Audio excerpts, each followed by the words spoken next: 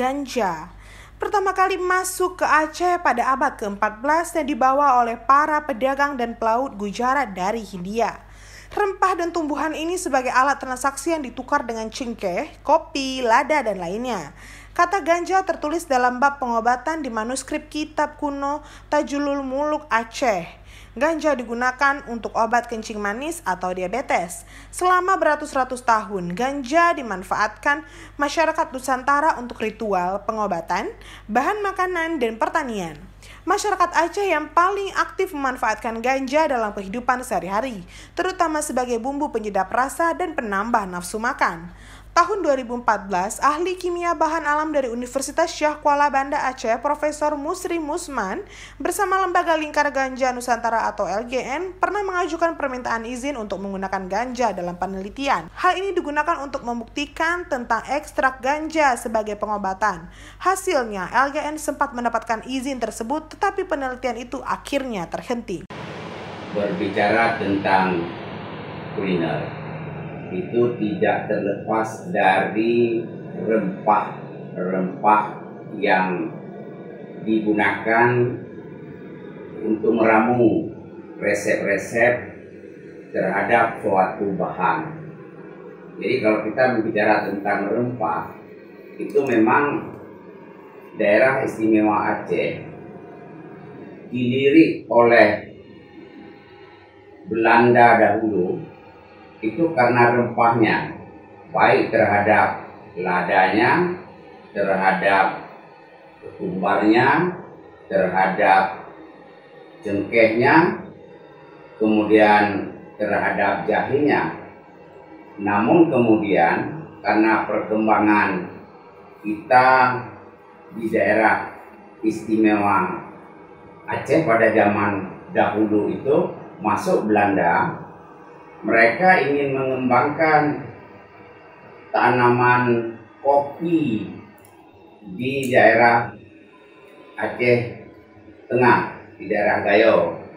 Ternyata kopi di sana yang ditanam pada dataran tinggi itu yaitu kopi Arabica. Namun ada masalah. Kopi yang ditanami ternyata tidak memberikan hasil sebagaimana yang mereka harapkan, karena banyaknya hama dan kurangnya penyerbu pada bunga kopi. Mereka memperoleh pengetahuan bahwa untuk memperbanyak penyerbu, kemudian untuk menarik penyerbu, harus ditanamlah ganja sebagai lako kopi. Itulah sebabnya mereka memasukkan ganja ke dalam kebun kopi pada saat itu untuk memperbanyak penyerbukan. Jadi bukan untuk kuliner. Itu yang saya tahu. Dalam biji ganja itu mengandung apa yang kita sebut dengan senyawa terpen. Karena dia banyak, maka dia dikelompokkan sebagai turunan senyawa terpen, disebutlah terpenoid. Di situ ada sejumlah, misalnya beta mirsin. Itu beta mirsin itu banyak terdapat pada cengkeh. Kemudian juga zat yang sama pada serai. Itu beberapa zat itu memberikan rasa terhadap kuliner yang dicampurnya, dengan demikian memberikan rasa gurih juga. Nah, kalau ditinjau dari segi nutrisi, maka biji ganja itu memiliki nutrisi yang paling lengkap. Karena di dalam FAO sudah meletakkan dasar bahwa suatu bahan makanan memiliki nilai nutrisi paling lengkap bila memenuhi dua syarat. Yang pertama, kandungan omega 3 1 bahagian, kemudian omega 6 3 bahagian. Kalau suatu bahan mengandung perbandingan 1:3, maka dianggap bahan makanan itu nutrisi paling lengkap. Nah, di biji ganja, di minyak ganja itulah nilai nutrisi itu dapat kita peroleh. Tetapi pada biji juga diperoleh mineral-mineral yang kita butuhkan. Di sana juga kita peroleh vitamin-vitamin. Jadi dengan demikian tidak perlu dikhawatirkan penggunaan biji, karena dia tidak menghasilkan sesuatu yang bersifat adiktif atau psikotropis. Pada era Orde Baru, Presiden Soeharto meratifikasi konvensi melalui Undang-Undang Narkotika Nomor 8 Tahun 1976. Akibatnya, seluruh budaya spiritual dan sejarah tentang ganja tiba-tiba dilarang tanpa ada riset. Sebaliknya, hanya mengikuti konferensi internasional yang diwarnai dalam kepentingan politik, rasial, dan ekonomi. Sejak saat itulah ganja berubah. Pengguna dan pengedar ganja di Indonesia ditangkap dan dinyatakan melanggar hukum. Aminah melaporkan.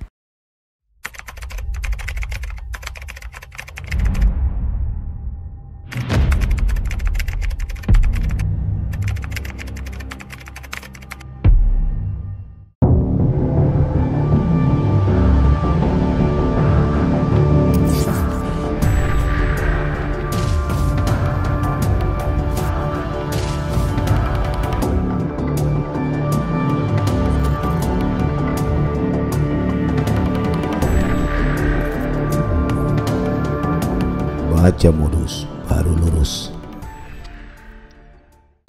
Bunuh diri dengan cara gantung diri semakin marak dan menjadi tren di Aceh. Hal itu dapat kita lihat dari pemberitaan media pers dan media sosial. Jalan pintas mengakhiri hidup ini memang dipicu beberapa faktor. Dari sisi psikologis misalnya, fenomena gantung diri terjadi karena faktor personal yang paling utama. Namun tidak dapat kita pungkiri juga bahwa ada faktor sosial di dalamnya. Secara umum, persoalan ini terjadi diakibatkan persoalan mental dan ego yang lemah dalam menghadapi berbagai masalah yang ada, sehingga menjadikan seseorang mudah depresi dan bisa menyebabkan timbulnya hasrat untuk ingin mengakhiri hidupnya. Bunuh diri dengan cara gantung diri merupakan salah satu cara yang paling mudah dan sederhana untuk dilakukan, sebab tidak perlu dan tidak butuh biaya yang mahal. Selain itu tak perlu melukai diri dengan benda tajam dan ada faktor privasi, yaitu tanpa harus membeli bahan lain seperti racun tikus. Sejauh ini, belum ada lembaga yang menjaga keterjaminan dan keselamatan jiwa, baik dibunuh orang ataupun bunuh diri. Selain itu, bisa mengantisipasi masyarakat untuk tidak melakukan keinginan bunuh diri. Karena itu dibutuhkan deteksi sejak dini. Biasanya orang yang memiliki kepribadian tertutup atau introvert lebih cenderung dan mudah terserang depresi jika ada masalah. Untuk mengurangi tren yang tidak sesuai dengan ajaran Islam ini, pemerintah harus membuat program untuk meminimalisir agar mental masyarakat tetap sehat. Sebut saja menjaga kesehatan mental. Hal ini tentu saja sangat penting, apalagi untuk mengurangi terjadinya faktor-faktor resiko bunuh diri. Khusus di Aceh, kesadaran menjaga kesehatan mental masih sangat rendah, sehingga sering kita temukan peristiwa bunuh diri. Fenomena bunuh diri ini adalah sesuatu yang tidak kita inginkan. Hampir semua agama melarang praktek bunuh diri ini, dan miris lagi ini terjadi di Nanggro Syariat atau di daerah Aceh ini yang seharusnya terbentengi dengan akidah yang lebih baik pada masyarakat yang ada kecenderungan bunuh diri ini. Namun fenomena ini yang saya juga membaca media ada dua tempat baru-baru ini. Pertama di sekitaran Aceh Besar, yang kedua di daerah Aceh Timur atau Langsa itu kemarin. Jadi ini fenomena gantung diri yang terbaru yang saya coba baca di media. Yang sebelumnya juga ada beberapa kasus. Oke, barangkali menurut kami ini adalah sesuatu yang menjadi penyesalan bagi kita semua, karena terjadi sekali lagi di daerah, di provinsi yang notabene diharapkan ini tidak terjadi. Kalau dari psikologi terkait dengan bunuh diri ini memang terkait dengan karena faktor personal sebenarnya yang paling utama. namun tidak dipungkiri faktor-faktor sosial lainnya juga mempengaruhi ini. Secara tradisional atau umumnya itu orang bunuh diri itu kebanyakan diawali dengan persoalan-persoalan mental. Ada ego strength atau kekuatan egonya itu lemah, gitu ya. Egonya itu lemah dalam artian kalau kita kaitkan ke dalam Islam, prinsip hidupnya lemah, kira-kira seperti itu. Ini terkait dengan mental itu adalah sisi dalam kejiwaan seseorang ini lemah dalam menghadapi permasalahan-permasalahan yang ada. Dia diikuti lagi dengan adanya permasalahan sosial. Jadi terkait dengan faktor internal atau pribadi tadi, itu biasanya orang-orang seperti ini mudah depresi, karena salah satu indikator depresi berat itu adanya keinginan bunuh diri. Nah, jadi ini dalam depresi gitu ya. Di lain pihak, orang depresi ini juga ditandai mudah juga dihinggapi oleh tipe individu yang tipe kepribadian introvert atau tertutup. Jadi orang yang tipe kepribadian tertutup ini kalau ada masalah nanti dia tidak mau menyampaikan kepada orang lain sehingga dia pendam sendiri. Akibatnya terjadi depresi tadi, depresi yang berat. Salah satu bentuk dari depresi ini adalah ujungnya ada keinginan bunuh diri tadi.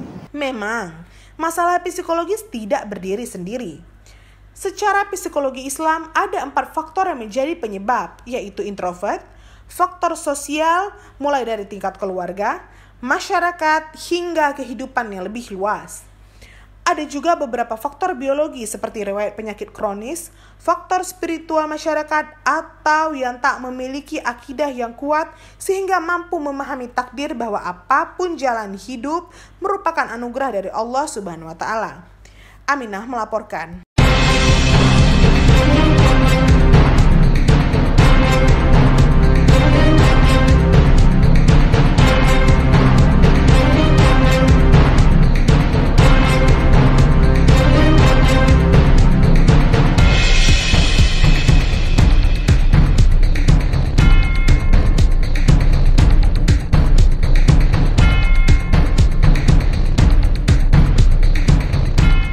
Azizah Monica Marcelli atau akrab disapa Caca merupakan satu-satunya atlet cabang olahraga layar yang mewakili Aceh di PON 20 2021 Papua. Ia lolos kejuaraan nasional layar pada tahun 2019 lalu. Caca akan bertanding di kelas RSX Women di Bumi Cendrawasih. Jifri Ramadhani, pelatih tim PON layar Aceh mengatakan pada platda terakhir Caca sudah dibekali latihan fisik rutin seperti jogging dan angkat beban.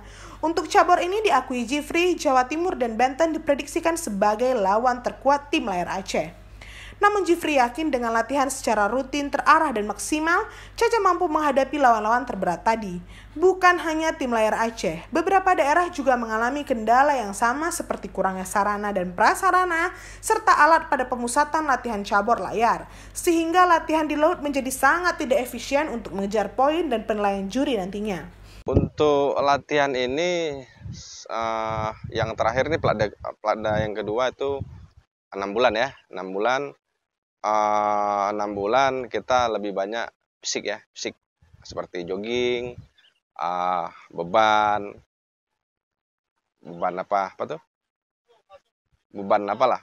beban tangan, kaki, treadmill segala macam.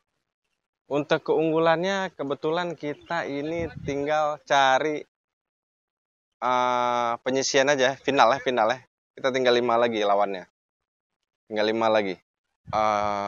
Sementara ini prediksi saya untuk lawan terkuat itu Jatim dan Banten.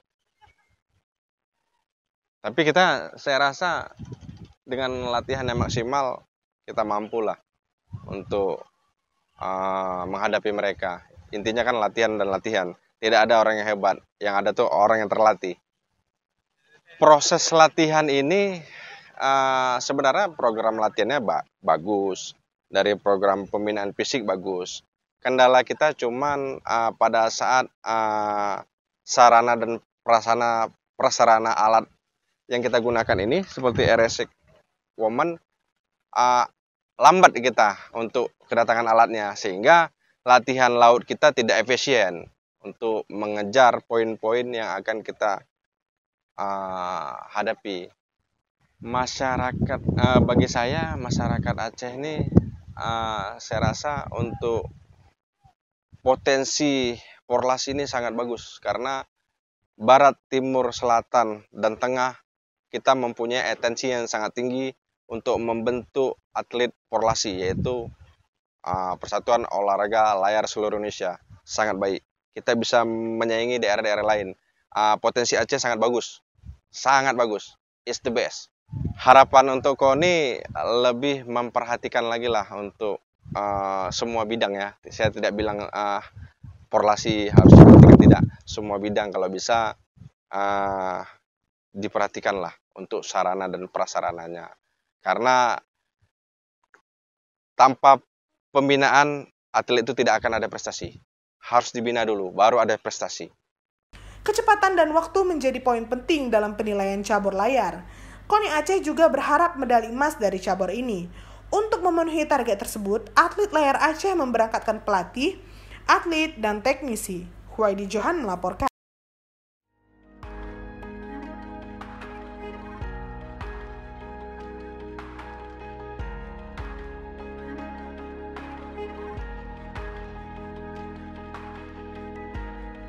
Assalamualaikum warahmatullahi wabarakatuh.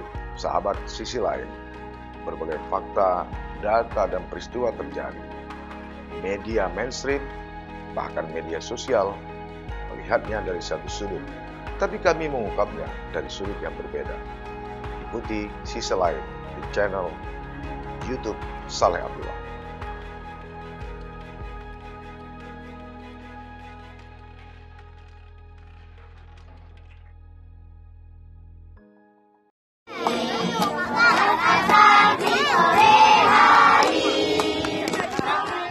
Taman Edukasi Anak Pemulung sudah ada sejak tahun 2012.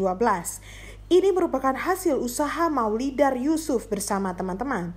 Tujuan mereka membangun taman edukasi ini adalah untuk mendorong pendidikan anak-anak di kawasan pemulung. Begitupun pendiri Taman Edukasi Anak Pemulung Maulidar mengaku tidak merencanakan lahirnya lembaga ini secara sistematis. Saat masih kuliah, ia aktif di berbagai organisasi, salah satunya adalah Himpunan Mahasiswa Islam atau HMI. Maulidar dan kawan-kawan menggagas sebuah program pengabdian desa binaan. Dari program tersebut, Maulidar dan kawan-kawan berkeliling Banda Aceh untuk mencari desa binaan. Pembangunan kota Banda Aceh sudah cukup merata, tapi ada suatu tempat di ujung ibu kota Provinsi Aceh ini yang terlihat sangat miris. Persis di kawasan tempat pembuangan akhir atau TPA Sampat, ada satu hal yang tak wajar. Anak-anak mandi di sungai dengan airnya yang kuning, sementara orang tuanya juga mencuci baju dengan air sungai tersebut.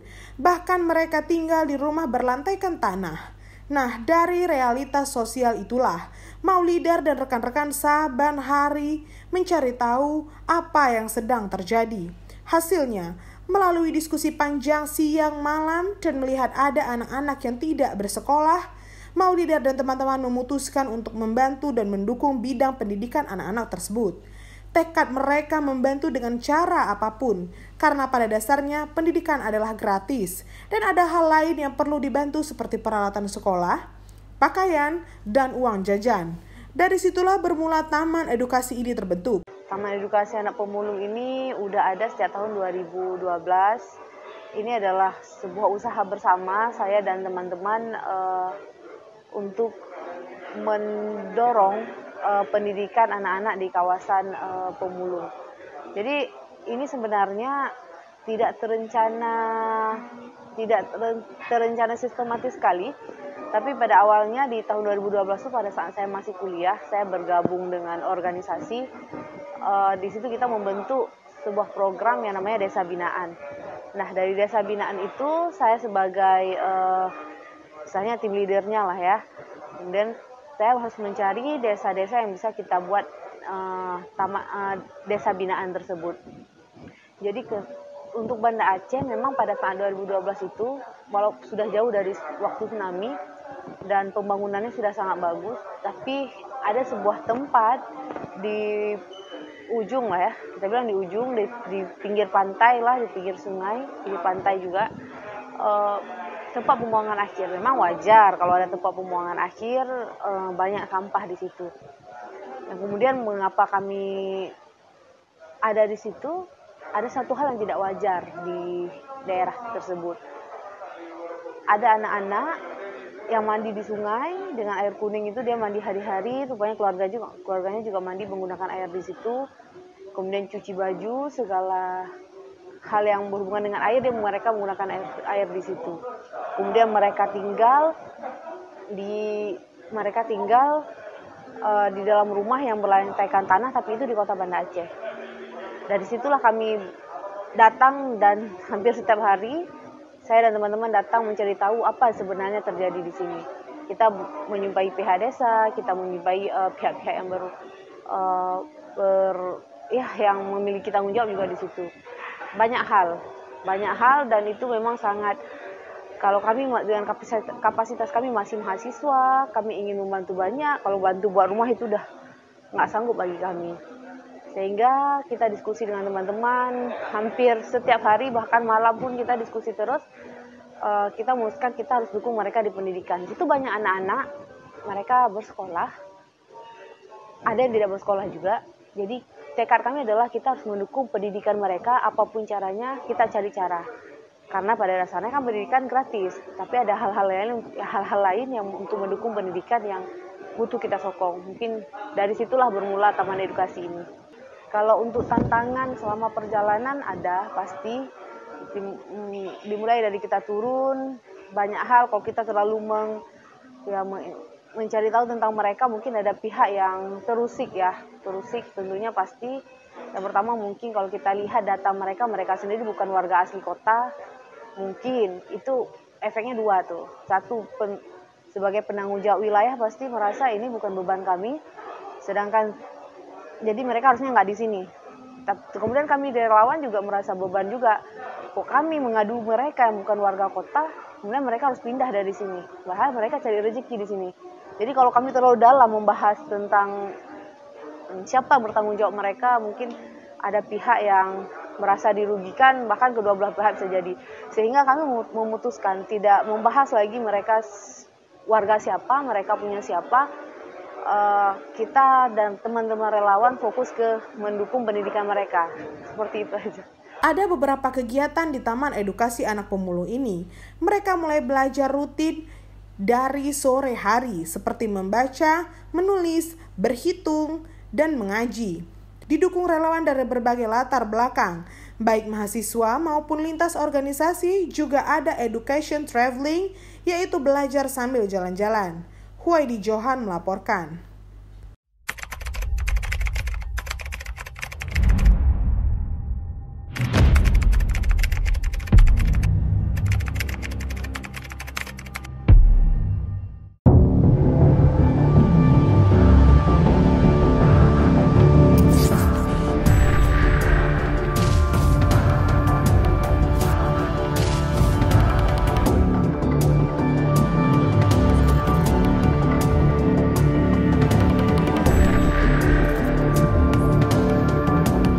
Baca Modus Baru Lurus.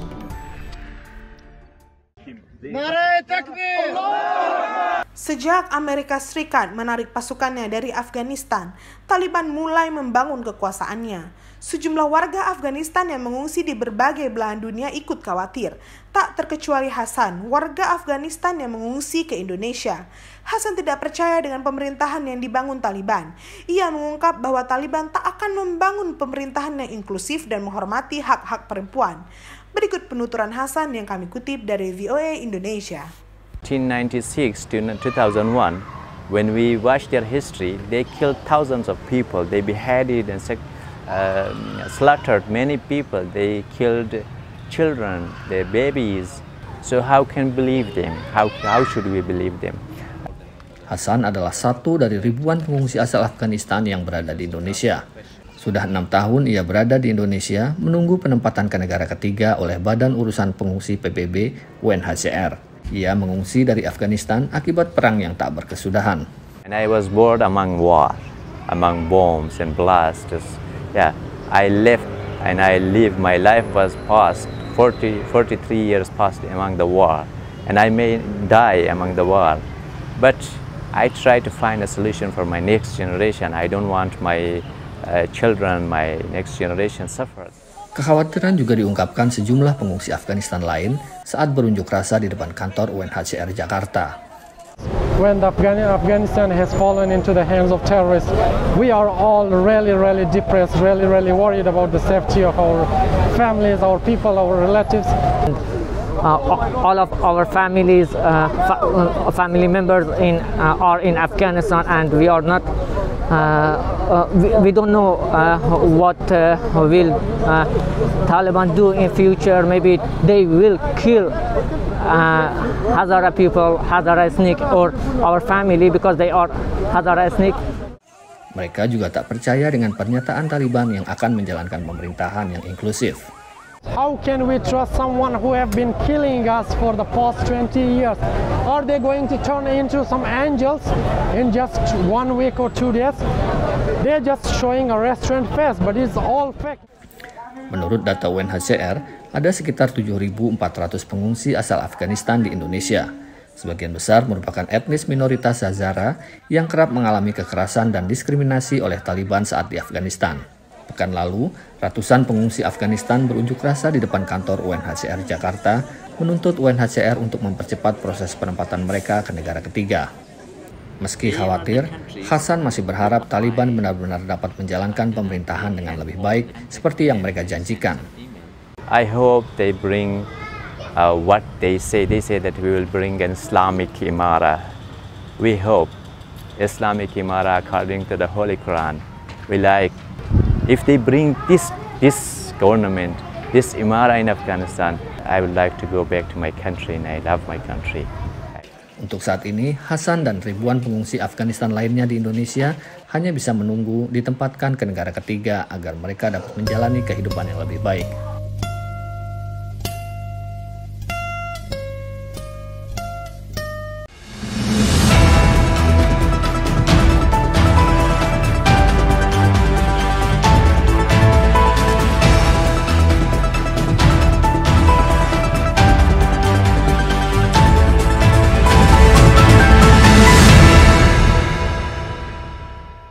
Jangan lupa like, komen, dan subscribe. Serta aktifkan lonceng notifikasi.